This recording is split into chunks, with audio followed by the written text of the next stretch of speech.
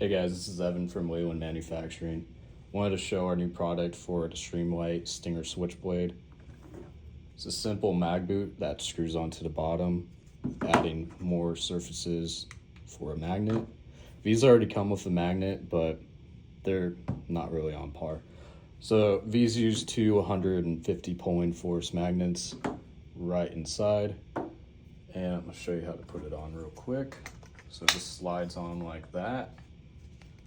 And then you use the two M2.5 screws that I provide.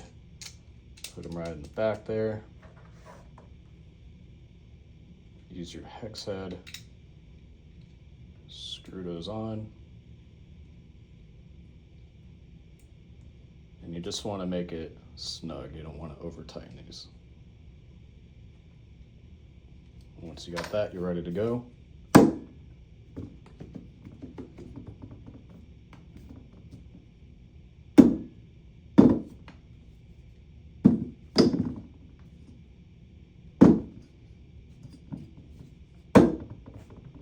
So you won't have that falling on your face when you're under a car and ruin your day, because that's always not good.